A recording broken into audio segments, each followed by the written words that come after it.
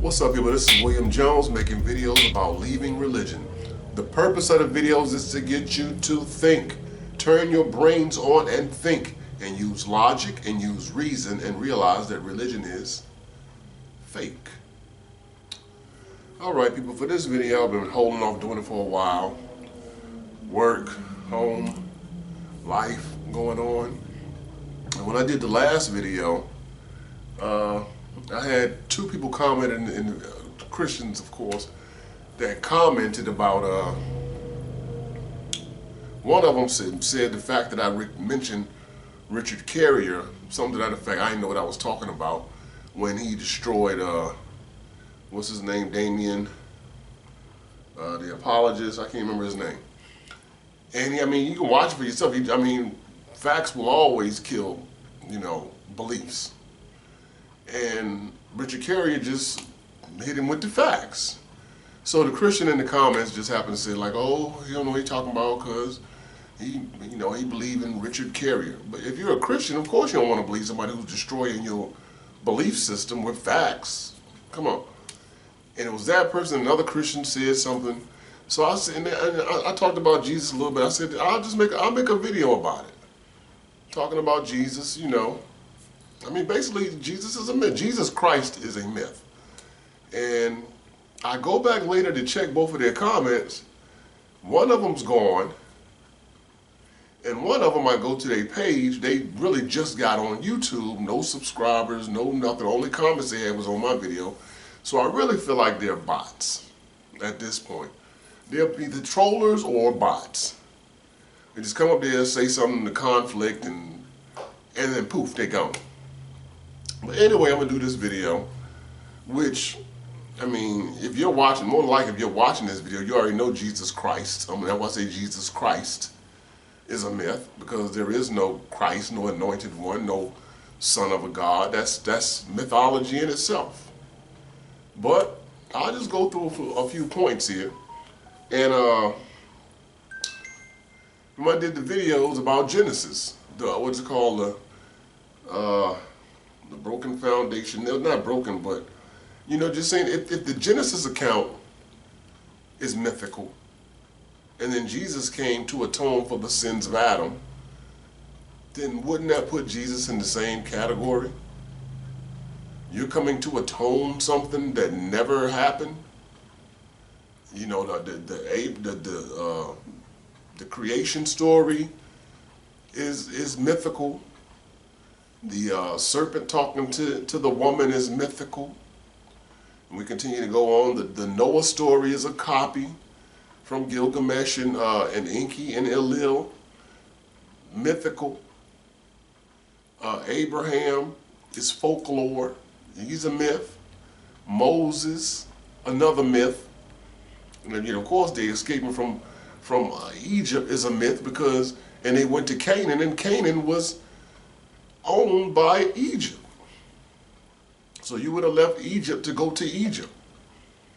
The Israelites destroying the Canaanites, when in fact the Israelites are the Canaanites. They share the same gods, the same language, the same customs, everything. It's just the fact that the Israelites are Canaanites. Their God, Yahweh, and the whole Canaanite pantheon with El and Asherah, that's all Canaanite gods. So why would the Israelites take on Canaanite gods and culture unless that's who they were? So if the foundation is trash, then the rest of it is just trash, which is just mythical. None of it makes sense. So I'm going to go through a few points. There's one thing about, you got to remember about when you're in a belief system, and I'm not going to like try to dog them. I'm just going to tell the truth. Is what I'm saying is, when you're in a belief system, it limits you in your education of real things, because you have to make your holy book appear that it's factual and historical. So you can't accept certain things, because then you're admitting that your holy book is wrong. So when people say, well, you know, well, the earth is 6,000 years old, because that's when they can clock it back to the Adam and Eve, all this thing. And earth is not 6,000 years old. Earth is billions of years old. And they have actual proof of this from the minerals that they find and how they're made and how they're mixed and the layers. And it's just a fact that the earth is not 6,000 years old. I had a Christian once tell me, there's a story of Jephthah in the Old Testament. He was battling with some foreign people, and he prayed to God and said that if the sun goes down, we're not going to win this battle, so please let the sun stay up. And it says that the sun just stopped, whereas it said that the sun obeyed him, which we listened about the S-U-N. The sun is really God. I mean, all of the mythologies is based, I mean, the sun is the most high God. Without the sun, you can't make your little water gods. Why? Because the earth will be frozen. It would be inhabitable. So you got to have the sun to have anything of the parts of the myth. The sun at 12 o'clock, when when they found him at the temple at 12 years old, he was where? In the temple. What? And he was the most high at 12. This is all mythology. Just people don't want to listen to it. But anyway, before I get all in deep into it, I made some clicking and clacking. My youngest daughter, made me some bracelets, and she made them way back. And it just so happens I kept them. Everybody else be losing them and what have you. But she like, Dad, you still got them? I'm like, yeah, I put them away. I kept them. You made them for me, so I kept them. So I'm just going to wear them for this video. You might hear these two things hitting. I'm trying to space them out a little bit. But anyway, I want to give her that little shout out. But as I go on, remember this. When we're talking about belief, and let's be clear, I'm going to put it on the screen, because Christians say they want to learn and know the truth until you give them the truth, and then they don't want it. Because how do you know that? Why you can't believe everything you read? Isn't the basis of your belief in a book? Isn't it the basis of what you believe is in a book? We don't know who wrote what, but you believe it. And it's mythology. So as I start, let's go through the basics here. Let's go through the what is it? The definition of religion. Because people, if for some reason they keep, oh no, it's not about religion, it's about relationship. They're thinking they're separating it, making it real, because they're saying it's not a religion, it's a relationship. And it's not a relationship when you're doing it by yourself. How can you relate if it's just you? That's self-love, isn't it? So anyway, the definition of religion, and let's just be clear, it says the belief in and worship of a superhuman power or powers, especially a god or gods. The bottom says ideas about relationship between science and religion. That's pointless, but that's not what we needed. But anyway, the belief in and worship of a superhuman power or powers, especially a god or gods. That's a religion. So no matter how much you say, it's a relationship. Do you believe in a superhuman power?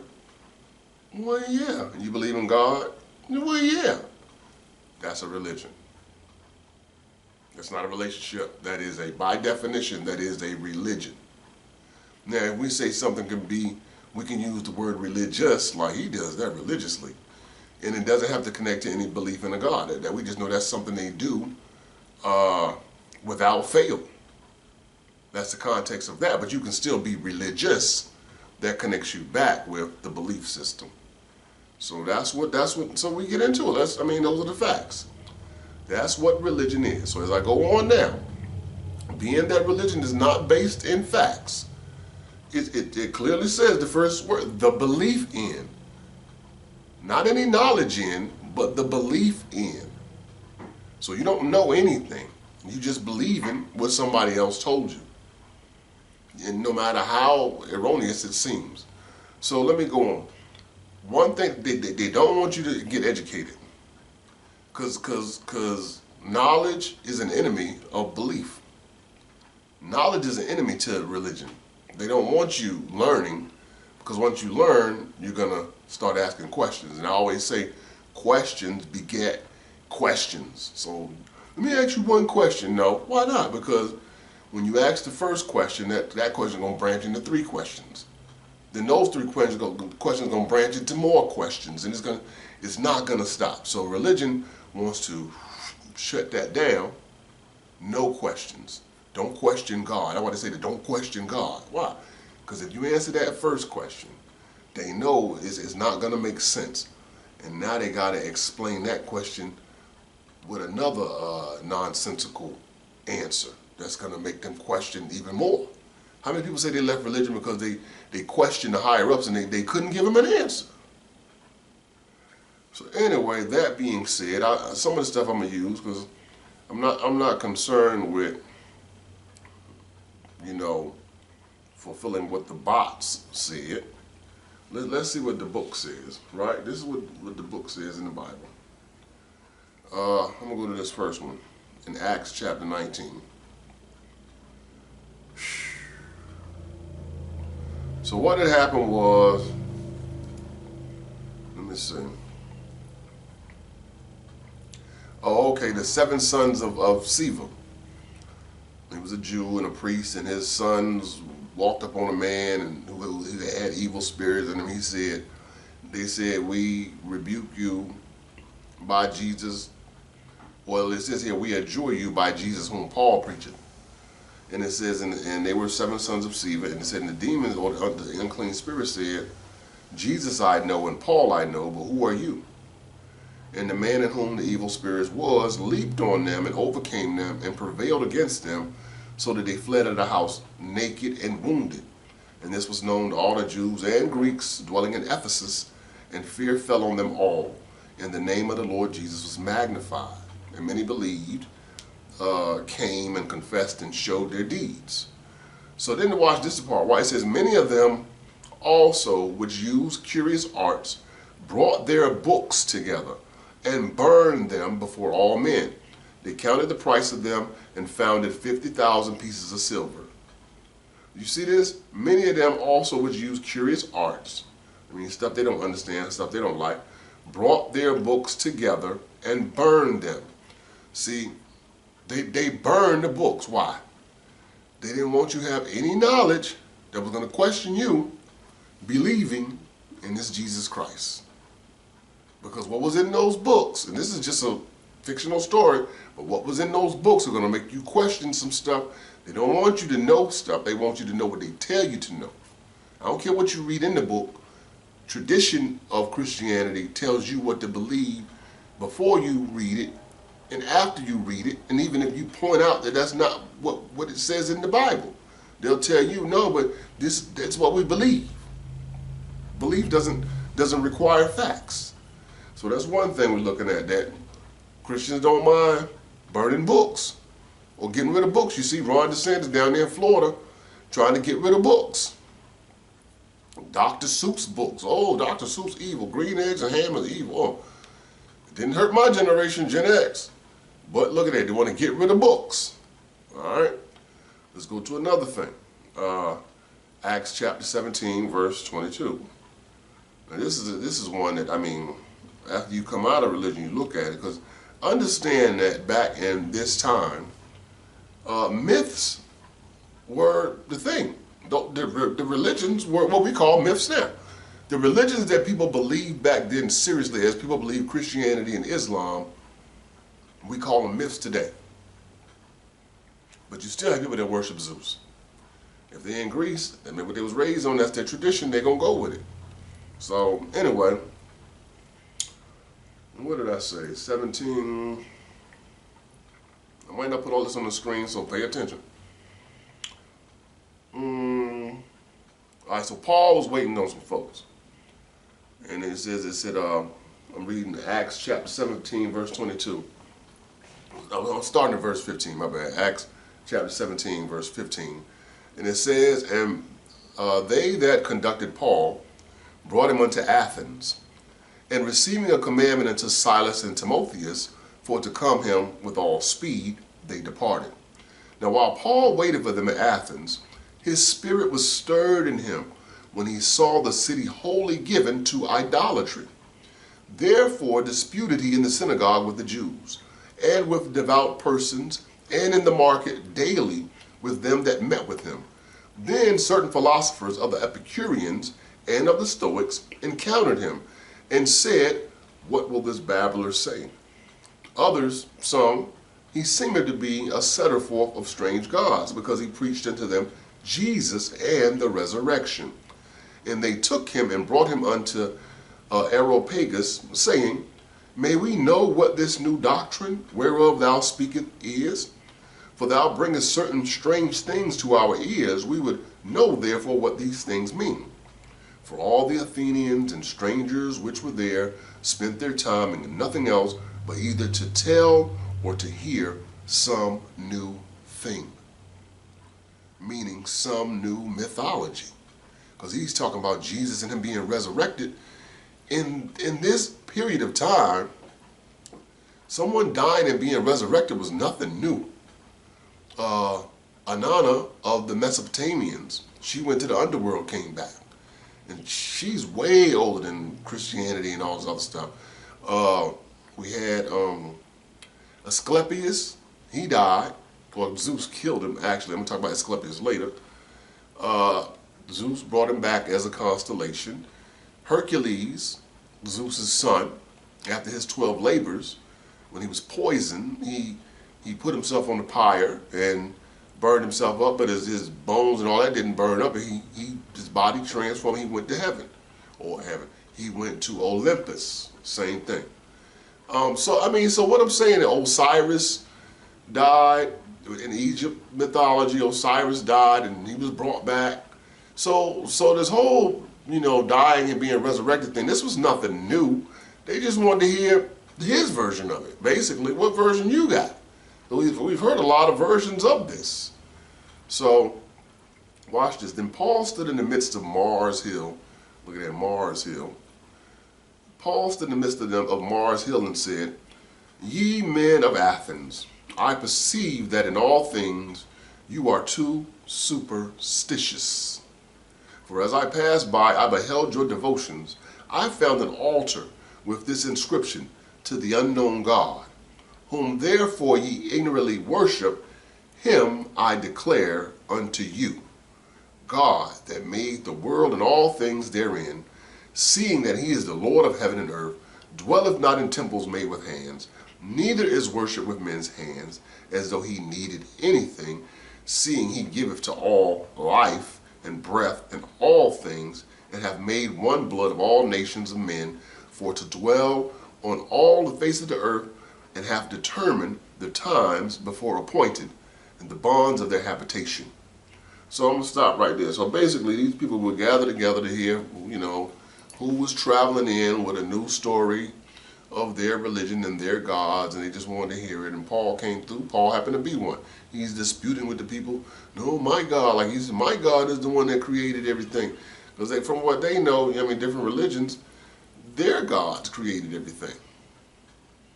So you're saying your God created everything? It's all mythology. It's all mythology. Let's go on to another one while I'm here. One that many of you are well familiar with.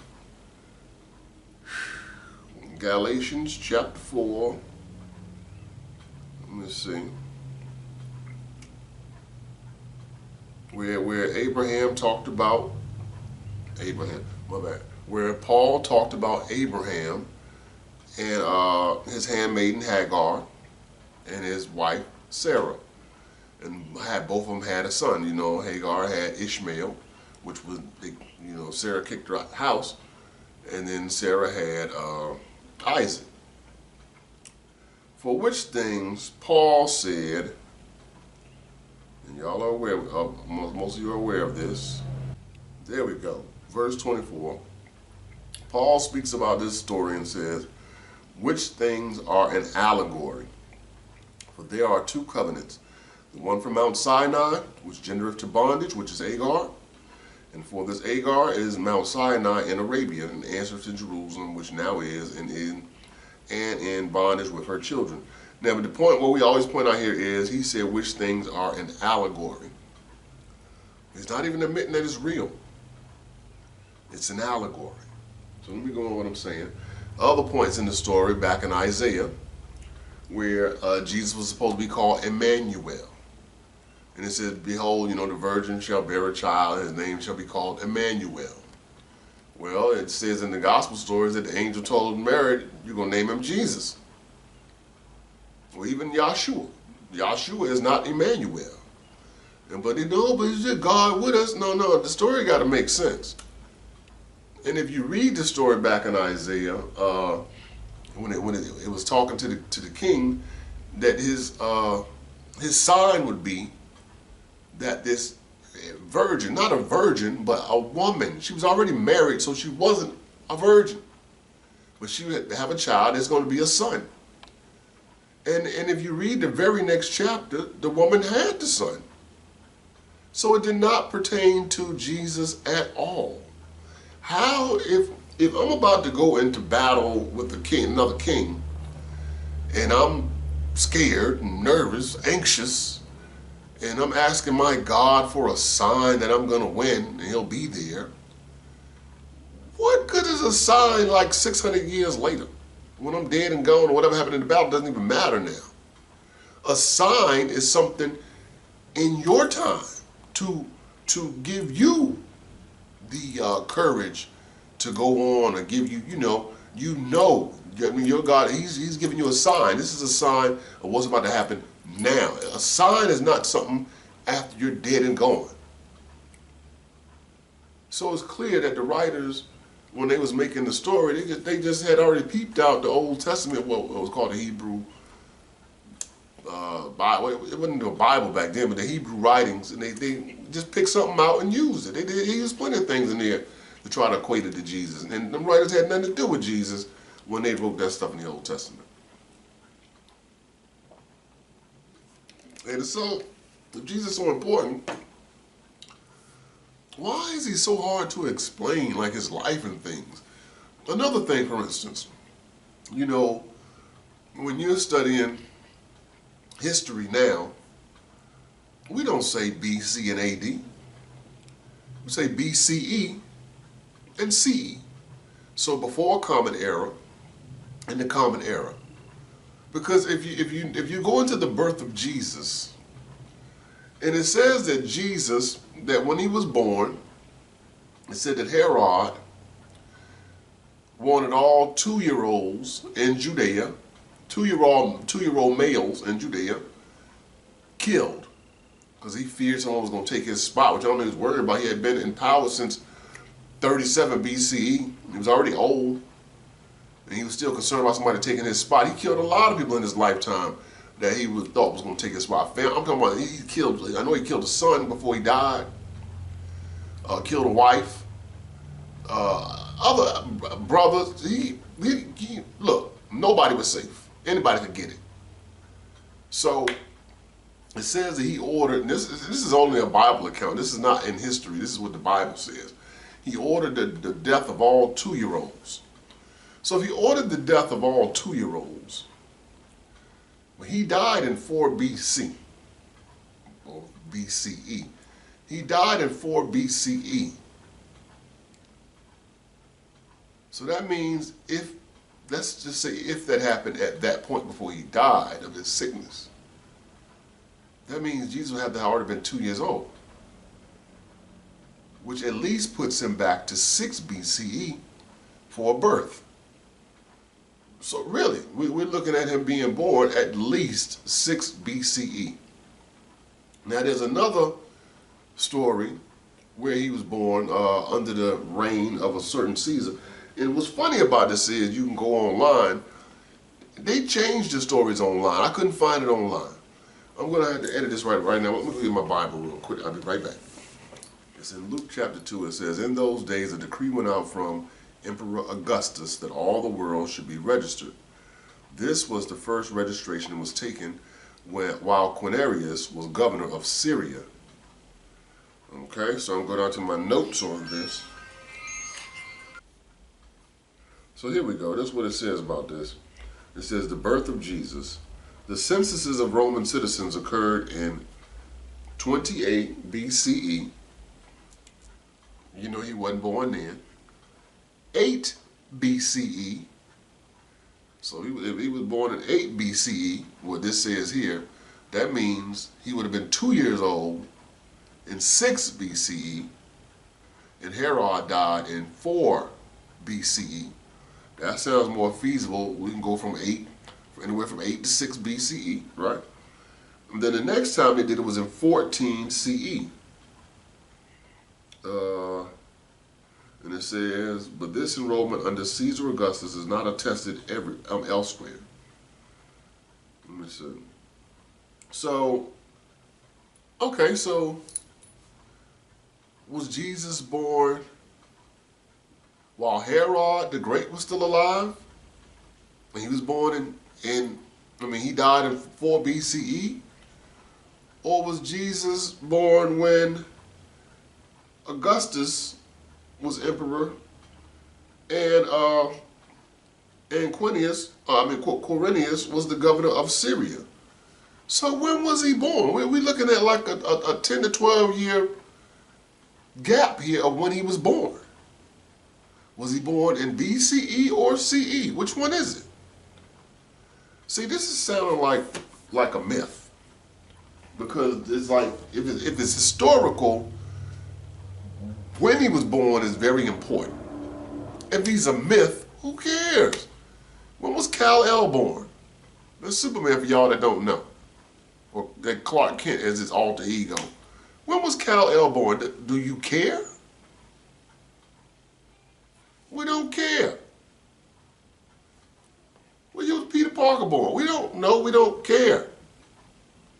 So I'm just saying, myths and all that, they don't need an actual date because they were invented. Point blank. So Jesus, when was it? Because they want to keep saying, and Jesus was crucified in 30. They want to say 30 AD. Okay, and let's say 30 to 33 CE, right? Then you say his ministry was 3.5 years, which that's still questionable because his ministry only covers about 1.5 years, according to the stories. Only thing makes the stories change, and I'll pull that up real quick. I ain't even got to read it. I just show it. There's a passage, I just put on the screen. It says that, and the Passover was nigh. It's like a verse that just sticks out of nowhere. It's like, okay, why is this verse even here? It was like it talked nothing about the Passover. Nothing. It just drops this verse in there and it goes on, right? But if the Passover was going on, why would he do the miracle where he multiplied the fish and the loaves, when the loaves were leavened bread, and the Passover is the feast of unleavened bread? So they don't have yeast and all that in the bread at the time of the Passover. And in fact, they get rid of all of that bread. They give it away. They get it out their camps. The leavened bread cannot be anywhere around during Passover. But yet, right before a Passover happens, they got like 3 baskets left or something. I don't know, 9, 12, I don't know. They got all these baskets of bread left over. Why would he do this when the Passover was nigh? More myth. More myth. Oh, what else about the Jesus Christ myth? What was that one Paul said? Because considering, the crazy part is, Paul never met Jesus. But he composed the majority of the dogma of Christianity. Here we go. Now, Paul had a gospel, or this character called Paul, which some don't even believe he existed, like most of them. It's funny, like you got Paul, And you got Apollo, the young guy who was preaching when Paul and Apollo, and when you're in Greek and Roman, the same word, Paul, Apollo. And there's also Apollinus of Tyanus, is it Tyanus? Whom some believe that's who wrote the letters. None of this stuff is like just solid. Everything is just floating in the air because just here we are, almost 2,000 years later, and you're still trying to validate a myth. Nobody's trying to validate Zeus. Nobody's trying to validate Odin. They're not trying to validate these things. But anyway, Paul says in Galatians chapter 1, verse 8, "But though we or an angel from heaven preach any other gospel unto you than that which we have preached unto you, let him be accursed. As we said before, so I now say again, if any man preach any other gospel unto you than that ye have received, let him be accursed." And you say, well, why would he say this? Because Jesus Christ at that time was a growing new myth. Just like the fictional story in Acts where it said people were sitting around, they want to hear some new story. Well, Jesus was the new story. So all of these different stories were coming out about this man, and it could have been an actual man or men jumbled all into one. Stories that happened. This guy, he rebelled against Rome, he was killed. That guy, he rebelled against Rome, he was killed. This guy, he rebelled against Rome, he was killed. So you make a whole hodgepodge and just throw them all together, make them one person, and make a whole bunch of mythical stories about the person, as far as to take it back to them being old. Their mother was a virgin and they was impregnated by God. Oh, just like Moses was being sought, the Pharaoh wanted all the 2-year-olds killed with Moses. Herod wanted all the 2-year-olds killed with Jesus. It's the same story, just a different time, right? So all of these myths are going around at the time, and everybody's got their own different Jesuses. They got their own different Jesus. They got their own different gospels, because if you don't know, there were many different gospels about the Jesus character floating around. And it's just that when Constantine, when they decided to do the New Testament, they took the most popular ones and the ones that had a narrative that went along with what they wanted to. And since you had 3 gospels that was basically the same, it's like different books, but it's still the same because the other 2 copy one. So you're going to keep those, and then they brought John in because he just gave a few details other ones didn't give, saying, in the beginning was the Word was with God, and the Word was God. So, he's got stories in it that other stuff don't have, like Matthew got the stories about when Jesus was resurrected, that those in the graves were resurrected with him and went into the city and was seen by all. And, the woman caught in adultery, that was put in later. It's not in some of the other Gospels. What else? The Lazarus story, that's in John. It's not in the other Gospels. They weren't aware of that. John doesn't even talk about Jesus being born of a virgin. It was what they picked because there was so much going on out there that at the end, Constantine just wanted a little unity. It's because first they couldn't stop the Christianity. The Christians were getting killed because, see, when Christians were in Judea, when they was over there, it was fine. Have at it. When did they start getting in trouble? When they brought that mess to Rome. Now Rome like, hold up now. Because we got everybody, streamlined here to not buck against the system. And now y'all listen to this guy who was a rebel against Rome. So Rome didn't invent Christianity. Rome didn't invent Jesus Christ. Rome took control of the whole thing and guided it to where they wanted it to be. That's why the only book that came out about Jesus that mattered, and it still matters today, is that Holy Bible which Rome put together. The Messiah was supposed to be a general that would fight and destroy the adversaries and bring back a kingdom for Israel. That never happened. So y'all want a general that's going to kill the opposition, which is Rome, that's going to kill them and put y'all in power? Yeah, okay. And then you got, if someone smites you on your right cheek, turn them the other also. Pray for them that, that despitefully use you, and if you want you to go 1 mile, go with them 2 miles. This is what they got. Now, why the real so-called Jews was like, nah, that ain't him. We ain't going for it. And today, people believe that mess. Rome gave you the Bible you got today. Rome gave you the Jesus you got today with the Nicene Creed. Rome did it. Rome controlled the myth. Rome understood how myths work, and they took control of it. And they are still in control today.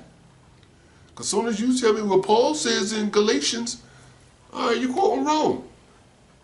It says in Romans chapter, again, Rome. Ephesians says, who gave you this book? Who gave you this book? Rome. Rome put this together. It's all a myth. It's all a myth. So I don't know what else you want to know about the Jesus Christ thing. But you say Jesus, that's one thing. When he became Jesus the Christ, and no God has been proven. No God has been proven. So if you want somebody to be a son of a God, well, let's first get acquainted with the God. And then we'll know the Son. Right? Everybody knew Master P. So then they knew who Lil Romeo was.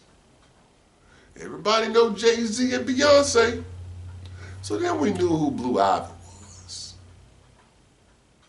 You see how this work? Let's get acquainted with the first before you just dig it all on the. So we all on the second one, but nobody ever showed it. We never saw the first. Y'all, we don't know the Father to say about who the Son is. Oh no, God is easily proven. How? You can't see air? That's stupid. How you gonna say you can't see air? Blow up a balloon. What's in there? Air. When you're doing that, you don't feel the air? Do it in the cold. You'll see it. What we doing?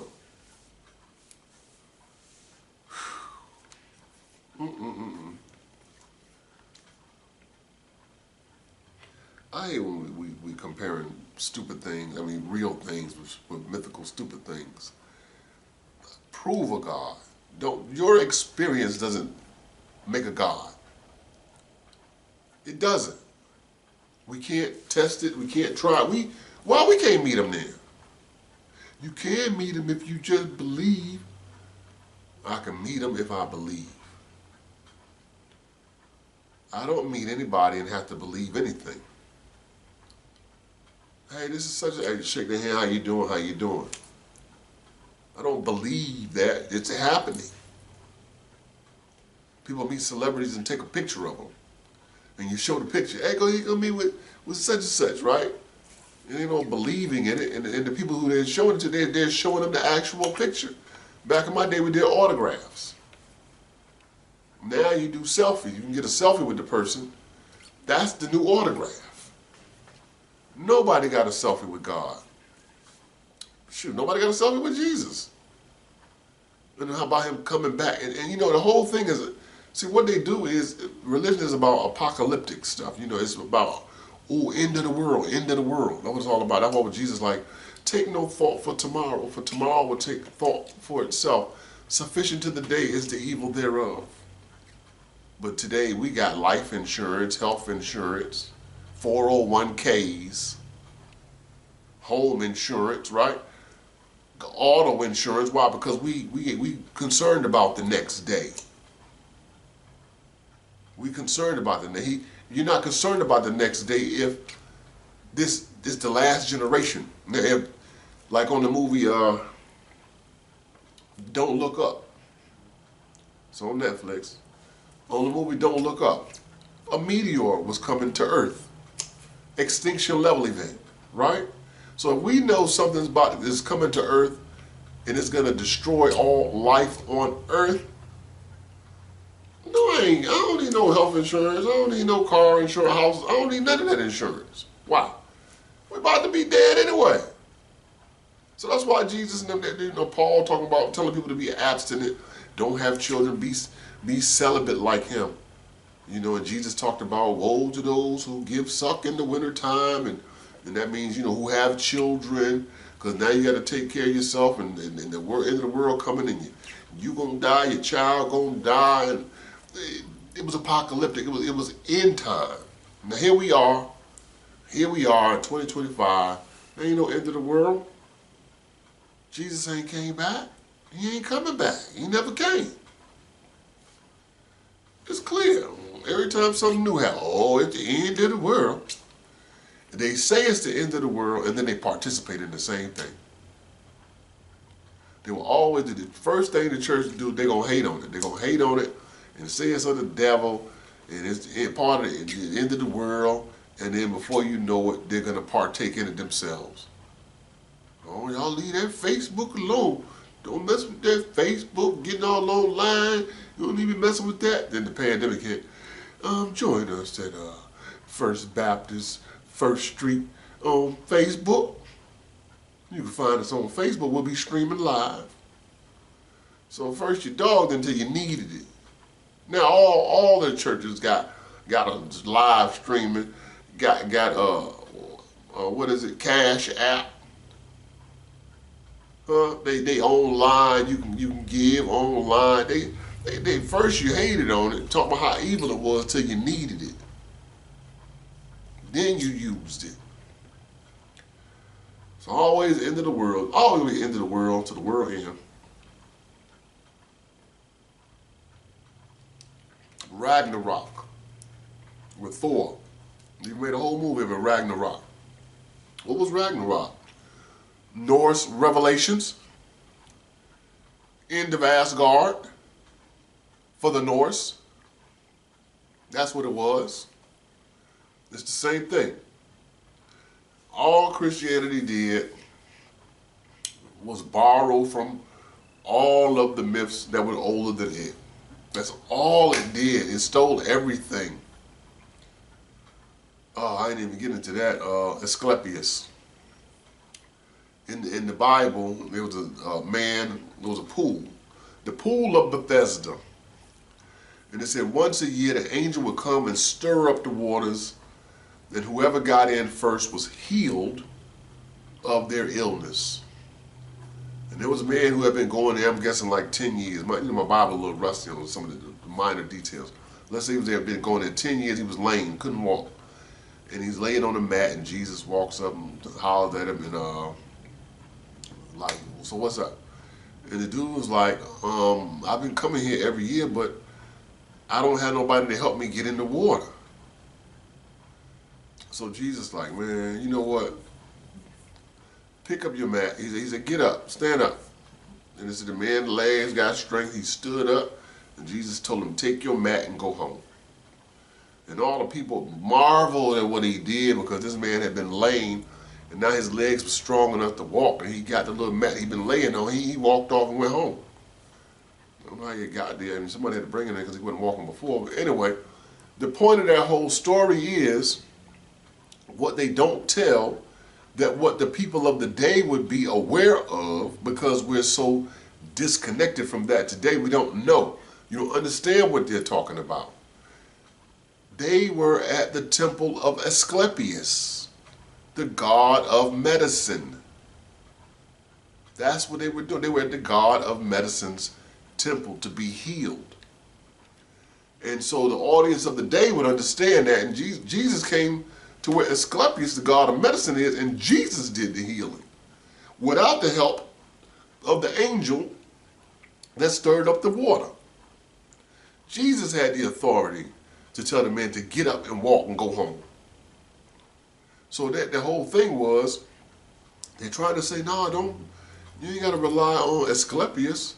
We got one better than Asclepius. He came to Asclepius's temple and healed somebody that Asclepius didn't even heal. This is what we're missing is Jesus is a hodgepodge of myths, and they were trying to get him in there ahead of the other myths that people already believed in. Dionysus. Dionysus was huge. He was all, I'm going to save Dionysus for another video. That's too much to get into right now. I'll save it for another video. But all I'm saying is the audience of the day was familiar with most of these myths. And that's why what happens is a lot of these writers, they just took the older myths and revamped them. So that's why you have Christian apologists say, oh, no, they saying Jesus is like Horus. But no, what happened with Horus was, his body was chopped up into 14 pieces, and Isis went and got all the pieces, put them together, then she made a phalanx, which is a penis, and then she impregnated herself. That's not how Jesus was conceived. But what I'm saying, so that sounds foolish to you, but a spirit coming on a young girl and impregnating her doesn't? So the Osiris version sounds like a myth, but the Christian version sounds like reality? And we've never seen this before? And we don't even have solid information about somebody he's supposed to be so important, the savior of the world. We ain't even got an update. Like I said, we don't have an update. My phone updates more than the Bible. We need new rules. We got new laws going on in the real world. Ain't nobody worried about if you rape somebody's daughter. Oh, well, I can't say the R word. Right. Somebody's daughter and you pay them 30 pieces of silver, then you could marry her? That's the law? We doing that? We got slave laws? Are we doing that? We're not going by the Bible. We're going by our state laws. We got federal laws and we got state laws.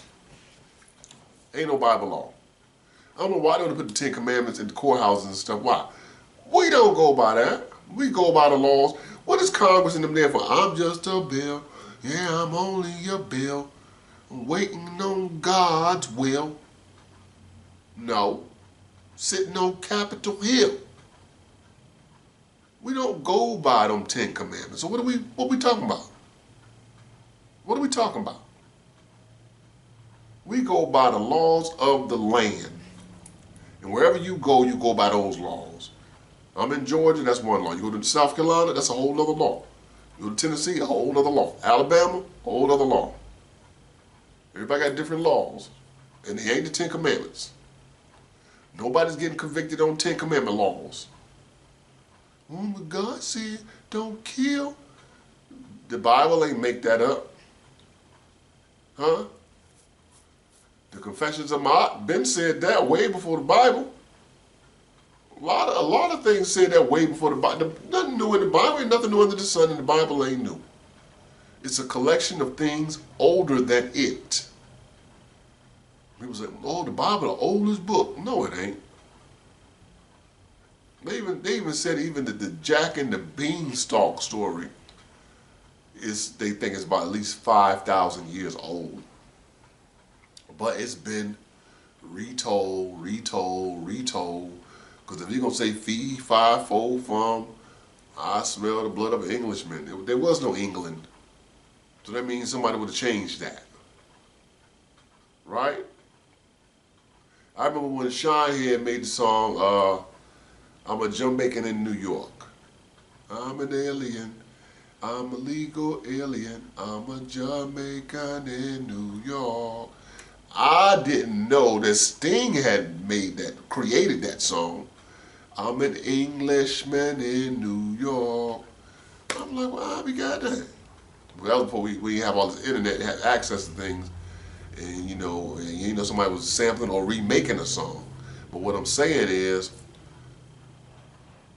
what if I'd have never learned Sting? How many people didn't know Sting had a version of that? All they know is the Shinehead version. Same thing with the Bible is all these cultures that these people that they lived under, subversives to, they learned their cultures and they acted the way those people acted, and they took on their mythical stories and their religions as their own. And if you read the Bible, and people who actually do read the Bible, you can see the progression in the Bible, how it keeps changing. Jesus kept changing because there wasn't a clear Jesus. And Constantine, before they brought out that Bible, I'm just saying, yeah, see, look, I'm going to save all that for another video too. I'm about to go into too many things. You know, I'm about to just end this video right here. It's just so much to cover. If you really go into myth, and that's what I'm going to say, watch this. I will go to, you know, a lot of times I go to the thrift stores, and I go to the book section and see what I can find. And I know one of them I had, this book looked a little raggedy, but it cost me like $2. It was one on mythology. You know, John, kind of thick book. You want to learn a whole lot about mythology? I got this one. A new one I just found. It was in good condition too. Look at that. World mythology. World mythology. Good stories in here too. And the one that I've shown y'all before when I did the Genesis thing was Bible myths and their parallels in other religions. Thick book too, right? Bible myths. It's just showing you all the myths from, you know, when we come here, we learn one myth. We learn the Bible myth. And then think, well, you say, what? You ask somebody, I worship God. And if you say to them, which God? They're going to say, the one true God. Yeah, you have no clue of what's going on. When you say the one true God, that title does not originate from the God that you think is the only true God. That title was around long before you start believing in your mythical God that you think is real. The King of Kings and the Lord of Lords. That title went to a man before it went to a mythical God. Huh? Come on, I mean, come on. Most rulers they made themselves gods anyway. So the one true God. And then they think God for some reason is a name. When in the Bible they go there and say, which one God? That wouldn't have meant nothing. You gotta present a name. Because even some of the gods got different names in different cultures. I was just looking at one of my old books I had, and it was talking about the highest name, Jehovah. Jehovah was made up. Jehovah was made up. They knew it was Yahweh. It was even actually Yahoo before it was Yahweh. So Yahoo was it, and then they changed it to Yahweh. But that's for another video. Check it out yourself. Do what you want to do. But bottom line, I mean, Jesus Christ is a myth. All of that healing the blind, lame, deaf, bringing people back from the dead. Asclepius had already done that. Dionysus, the god of wine, he was the god who invented wine. Jesus' first miracle was turning water to wine. They were just putting some Dionysus in there because they knew how popular he was. People would connect with that. These are hodgepodge of myths. And it wasn't until the Council of Nicaea, they said with the Nicene Creed, this is what Jesus is going to be. If he was so historical, how y'all just going to determine what he's going to be? How y'all going to have votes on what he's going to be? He couldn't be what he was because he was a myth. So we're going to make him what he can be, what he's going to be, and that's going to be what our state religion going to be, this Christianity, but it's going to be on our terms, by the way we say it's going to be done. And that's what they did, and that's what they done, and that's what's still going on. So people, I'll see y'all on another video. Y'all take care out there. Peace.